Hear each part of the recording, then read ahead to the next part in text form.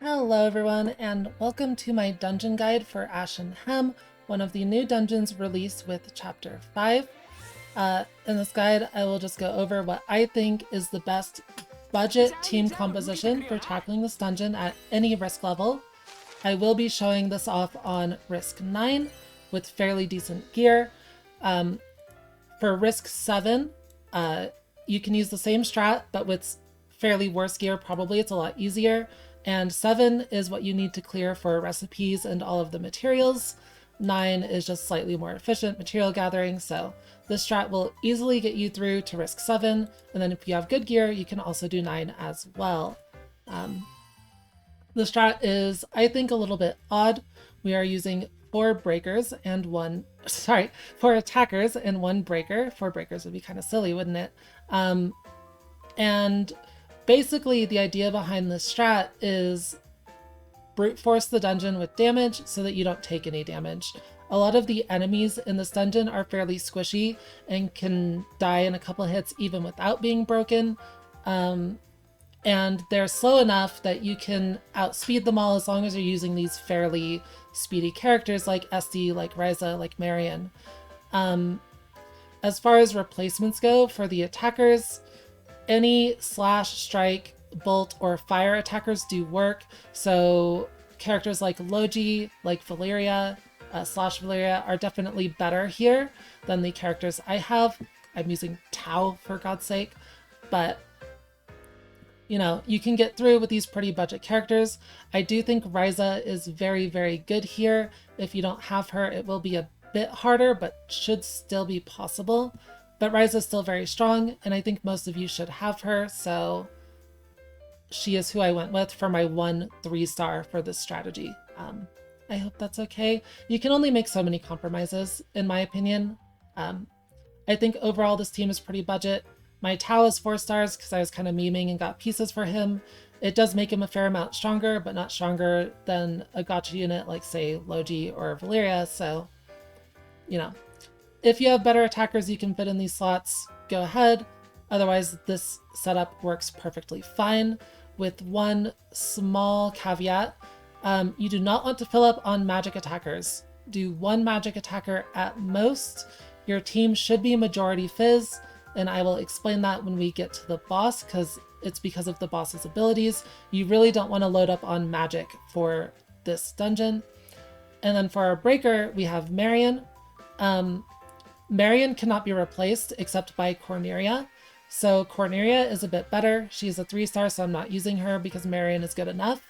Marion and Corneria are the only 2 breakers that work for this strat. You cannot replace them. So use Marion or Corneria if you have her. She is better. Because you do need just a speedy single target physical breaker for this dungeon. So Marion or Corneria, those are the only options. As far as gear goes for the breaker, we are using a continuation of that summer. This boosts stun damage by 29% when attacking a weakness. Everyone got it for free. You should unlock it straight up to level 5 if you can. I mean, you can, so you should do this. This Memoria is super good when fully unlocked. You will use it a lot, so highly recommended. The enemies in this dungeon are not weak to stab. However, we will be solving that problem through our usable items. So that will be fine, and that will activate the Memoria. And then for her actual gear, for the equipment, we have a steel bow with stun damage boost 4, a hard coat with physical stun damage 4, and a serenity scarf with stun damage 5. In my opinion, this breaker gear is really bad, so you don't need a high level of breaker gear to complete this dungeon, but you do probably need somewhere around this level to make sure everything breaks. This is about 58% total stun damage from gear, so getting to this level of breaker gear, it should be pretty easy, not too difficult to make. So I recommend getting to at least to this level. You probably have breaker gear a bit better than this, not a big deal. So that's it for Marion. Now as far as the attackers go, my attacker gear is a bit stronger. We'll go over Raven first. I have Hero Sword. Hero Sword, in my opinion, is basically the only physical attacker weapon you should be making right now if you still have materials left over from the Meru event.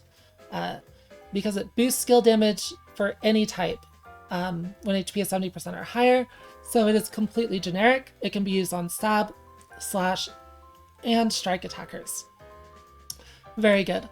It's also very cheap to make, easily spammable, so just get a decent amount of good hero swords.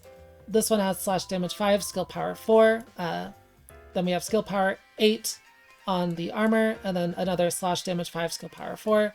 I recommend double skill power if you can swing it. These slash damage versions are basically rejects that I got while going in, that I got incidentally while going for double skill power, right? So these are still useful if you don't have enough double skill power gear. However, the double skill power gear will be better if you do have it. But these are still useful, especially for a comp like this where you have 4 attackers and you don't have like optimal gear for all of them, right? Ryza does have my best gear, having skill power 9, 9, and this ring with skill power 5 and a magic damage boost. The weapon is just a cheap, spammable magic attack weapon. Like, the effects on these don't really matter. It's just the traits for more damage. And then Esty has my other skill power 9 and then a skill power 7 and another skill power 9. And that's all the skill power 9s I have. Just like a little rant about gear, I guess, is that my gear here is very good. However, this is also risk 9 of, you know, up-to-date difficult content. Like, it's not supposed to be easy. I am already using, you know, fairly budget characters for my dungeon setup. You have to make compromises. You have to, you know, basically, if you want to be clearing the hardest content, you need good gear. You definitely don't need good gear to clear up to risk 7. You can get by with just skill power 5s and maybe even worse. And if you have Corneria especially, she will help with damage just by not needing as much break support from items.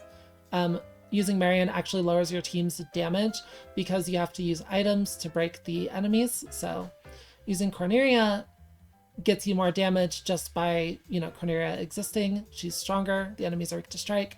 But good gear, it's just kind of necessary. Making it will never betray you. You will use it in the future. Even if it's on a suboptimal item base, you just want to get good traits. And good skill power gear should absolutely be your priority and your focus if you want to be tackling the hardest content in the game. So I decided that for this guide, I would use my best gear. I wouldn't compromise on the gear quality for showing off the risk 9 setup that I came up with. So yeah, this gear might look good, but it's also, if you focus on it, you will get it. It's not super insane or anything. And in fact, the amount of gear I have is about average for the amount of synthesis I've done on the account, which isn't very much. I mean, it's just synthesizing like every day since the game began, not really gemming for mana that much. So a pretty average amount of synthesis for an end game progressed account, right?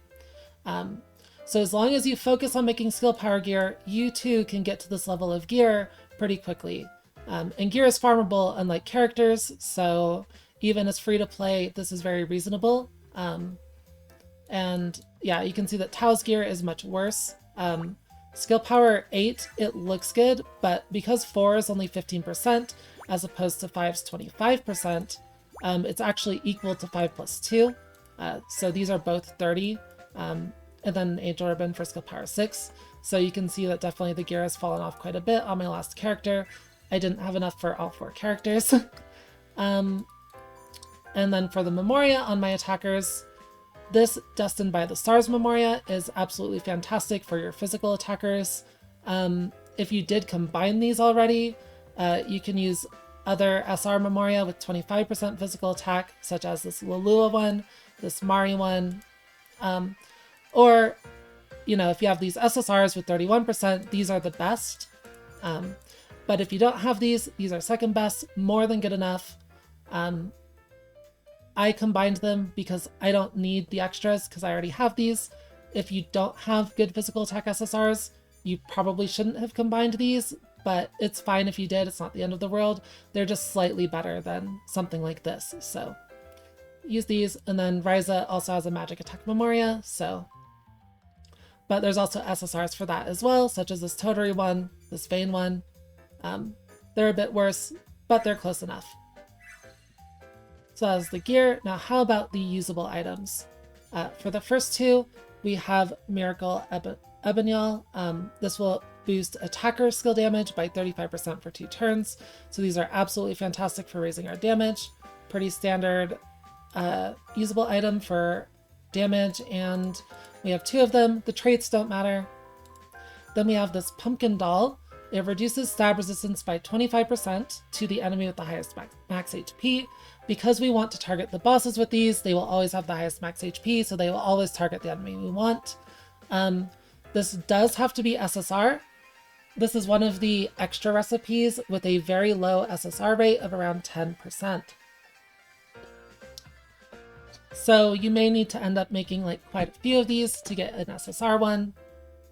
However, thankfully the traits do not matter. You can see all the traits on mine are grayed out.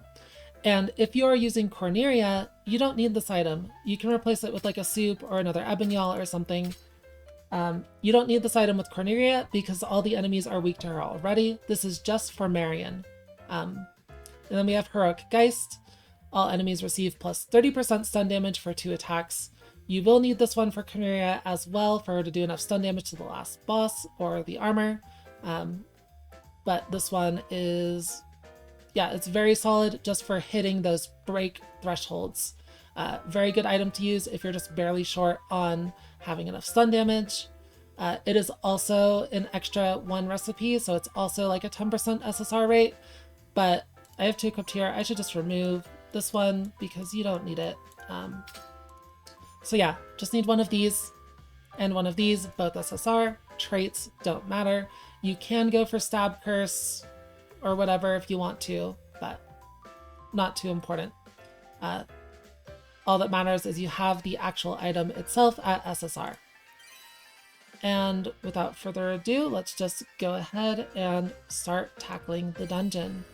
The dungeon will start off with the first floor being fairly difficult, and then the rest is pretty smooth from there until the last floor, which is once again pretty hard. But the first floor isn't too bad, and if it does go wrong, it's very easy to just quit out and reset because it's right at the start of the dungeon. So what we're going to do here is you're going to look down here and you're going to see which enemies are attacking. So this is a pretty lucky timeline where only 1 enemy is attacking, but you can deal with up to 3 enemies attacking. If they're all attacking, then you probably have to reset though. So we will just target the Puni that is attacking, this one, the all attack, and we're just going to kill that over a couple attacks. And we will stun one of the ghosts. If one of the ghosts was attacking, you would do that one, but since they're both using a support ability, you can just break either one of them. It doesn't really matter. Alright, and we will have Ryza take care of the other Puni. And Ruben will finish off this Puni A. Now, the ghost here is about to use its support ability. What that does is it puts up a counter shield. So you can see that white barrier around it. It is a counter shield. That means that when someone hits it, they will get counterattacked and one-shot. It does a lot of damage. So we don't want to hit it with our attackers right now. We're going to just, you know, focus on this one, get it down, and then we can stun the countering one with Marion. And if you break it, if you stun it, it can't counter anymore, right? So that is the goal here. Stun it, it can no longer counter, and we just take it out.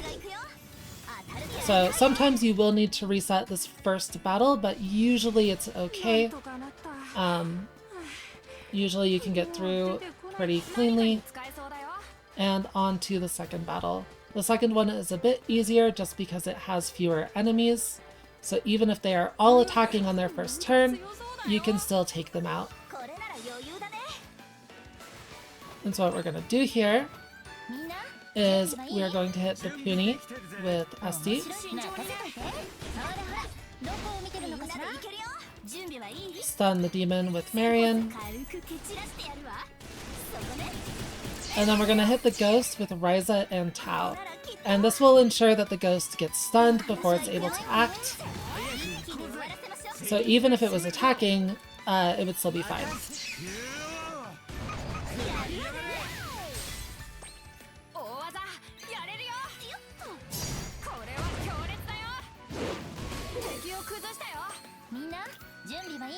And now that everything is stunned, it's pretty straightforward. They just die.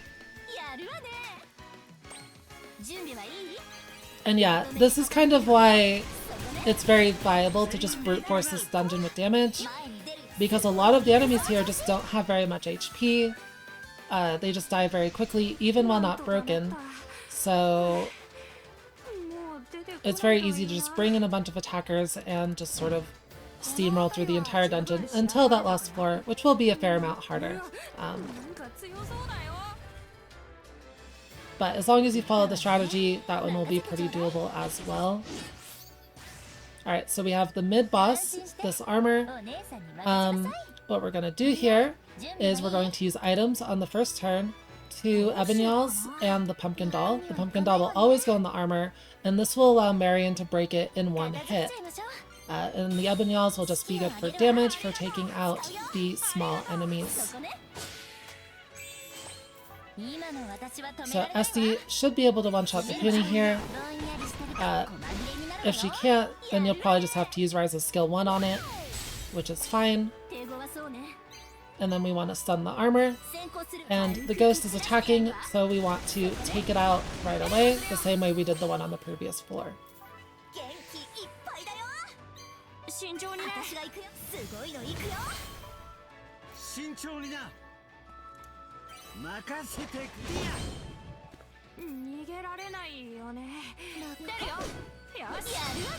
Alright, and now we can just, you know, go all in on the armor. You can probably kill it before it comes out of break. However, if it does become unstunned, it's not a big deal, because it will just use a support ability. It doesn't even put up a counter. It puts up a cover to defend allies. So you're totally fine if you don't have enough damage to kill it before it becomes unstunned. And I will just use Ryza's skill 1 to show that here. Just uses covering, basically does nothing. So you have a whole other like 5 turns to finish killing it. And there we go, mid-boss down, fairly easy. On to the second half of the dungeon. The fourth battle will be the easiest one yet. It is only 2 enemies, just a Puny and a demon. So they will be taken care of pretty quickly. They stand no chance against us, thankfully.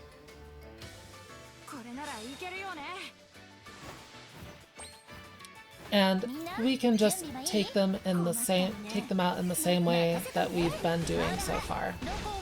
Yeah. Focusing the Puny, stunning everything else. This will be perfectly fine.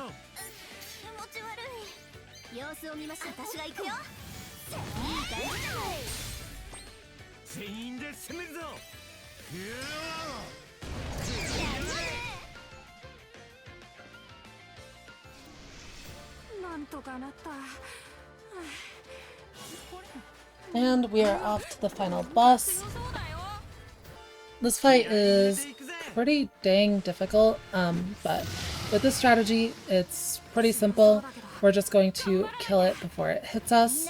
Normally I would use items on turn 1, however, because there's a red panel here that will be coming towards SD, we do want to attack first before using items.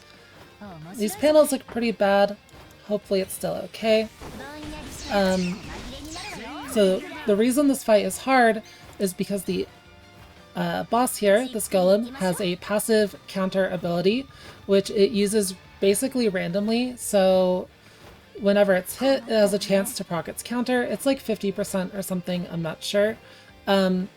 Basically the strategy is we're only going to hit it twice with Marion to break it. So the first hit can proc the counter, the second hit will break it, and we no longer have to worry about the counters. So we have to get through one counter, because if Marion gets countered, she dies, and we lose the run. So you can see here that she doesn't do quite enough to break it in 2 hits, but if we use our items, the Pumpkin Doll, the Heroic Geist, her stun damage will skyrocket. You can now see that it's doing over half of the break bar. And so we go ahead and do we get stunned or countered? Alright, it passes. Good. Yeah, if Marion gets hit here, you just have to restart. The strat's not 100% consistent because of that, but it is what it is. Can't really do much about it. Next, we're going to get rid of the Puni because it is attacking. And then we're going to finish off the demon with Riven.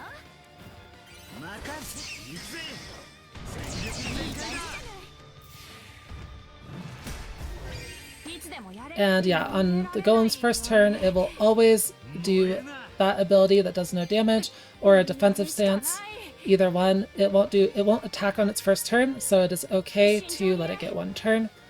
And then Tao is going to hit the ghost here, and the ghost is going to attack everyone, but this won't kill everyone, so it will be fine. We do lose a bit of damage because we no longer have the dungeon effect. Boost skill power by 15% when HP is 70% or higher. We do lose a bit of damage from that, but that's fine. The ghost can also put up its counter shield, as they tend to do.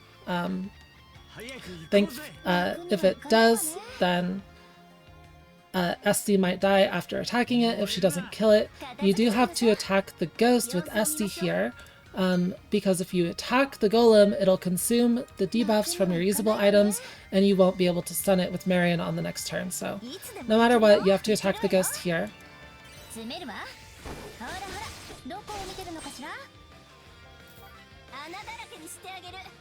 And wow, it is barely alive. That is very funny. 7 HP. Yeah, the ghost isn't a problem now. And yeah, so Marion can stun the golem now, and we will just be able to attack it until it dies. So one reason, before we, go through and kill everything, the reason the team is set up the way it is because this golem has a passive where it increases its damage dealt, but also increases the damage it receives when you hit it with physical attacks. So because, hitting it with physical attacks makes it take more damage, we really want our team to be skewed towards physical attackers to maximize that bonus. We don't care about it increasing the damage it deals because we're going to kill it before it hits us. Then when you hit it with the magic attack, it's the opposite. It deals less damage and takes less damage as well. So that's why we only have the one magic attacker in Ryza. And so, yeah, really just want to make sure to hit it with physical attackers as much as possible. In this case, I'm going to take out the ghost instead of hitting the golem with Ryza, just so that it doesn't get that buff where it takes less damage for my other, my physical attackers. So Ryza will go here. But if Ryza has to hit it with her S2, that's fine. Ryza does plenty of damage. And we will go ahead and burst it with Riven. You will usually have a burst on one of your attackers around here. Burst panel usually spawns here, so it helps with the damage. We do have a lot of blue panels as well, and this should be easily enough damage to take it out. Yeah. And that is it for that dungeon. I think the strat personally works pretty well. You can use Regina to eat the counters, but I think it's better to use this strat where you're basically not taking counters at all. Once again, the counter on the first turn with Marion against the golem is RNG. If you get hit by that counter and Marion dies, you do just have to reset and run it again. But because the first 4 floors are so consistent with this strategy, it's okay, right? Like, it's a risk 9, it's really hard, it's expected that you may have to try a few times. And for risk 7, which is all you need for, you know, the all of the recipes and stuff, you will be able to breeze through it with this strategy, right? Also, just as a little, like, I guess,